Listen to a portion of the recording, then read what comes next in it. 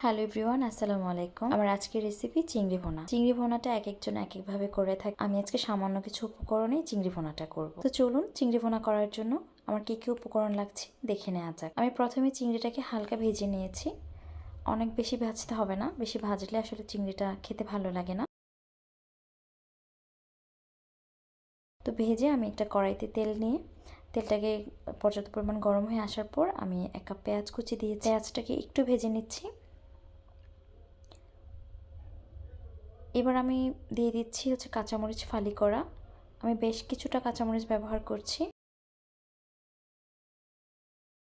পেঁয়াজটার সাথে এবার কাঁচামরিচগুলোকে একটু ভেজে নিচ্ছি। ভেজে এবার এতে আমি দিয়ে দিচ্ছি আদা রসুন বাটা। আদা রসুন বাটা এখানে আমি 3-4 চামচের মতো দিয়েছি। এবার দিচ্ছি হলুদ গুঁড়া, দিয়ে দিচ্ছি মরিচ গুঁড়া, দিচ্ছি ধনে গুঁড়া, সাথে দিচ্ছি জিরা গুঁড়া।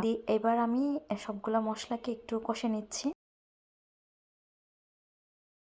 এই জন্য আমি একটু পানিও দিয়ে দিচ্ছি যাতে করে মশলাটা পুড়া লেগে না যায়। পানিটা দিয়ে আমি এবার একটু জাল করে নিচ্ছি। নিয়ে এবার দিয়ে দিয়েছি টমেটো কুচি।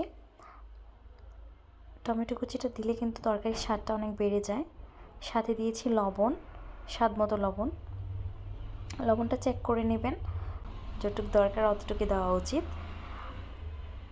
তো কিছুক্ষণ আমি ঢাকা দিয়ে ঢেকে রেখেছিলাম। ঢেকে রাখার পর আমার টমেটোগুলো কিন্তু সিদ্ধ হয়ে গিয়েছে, মশলার সাথে কষানো হয়ে গিয়েছে। এবার এতে আমি দিয়ে দিচ্ছি চিংড়িগুলি, হালকা ভাজা চিংড়ি। সবগুলো চিংড়ি মাছ দিয়ে আমি এবার একটু ঢাকা দিয়ে দেব। ঢাকা দিয়ে কিছুক্ষণ ভুনে নেব চিংড়ি মাছগুলিকে। অল্প কিছুক্ষণের জন্য ভুনে নেব। তারপর কিছুক্ষণ ভুনে নিয়ে আমি এবার পানি দিয়ে দেব পর্যাপ্ত পরিমাণ।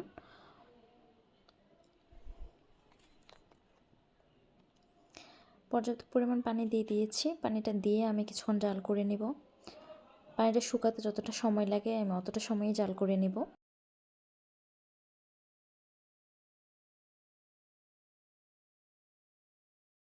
কিছুক্ষণ জাল করার পর দেখতে পাচ্ছেন আমার রান্নাটা কিন্তু হয়ে গিয়েছে। এভাবে করে চিংড়ি ভুনা করলে কিন্তু তেমন কোনো ঝামেলা পোহাতে হয় না। Thanks for watching. আল্লাহ হাফেজ।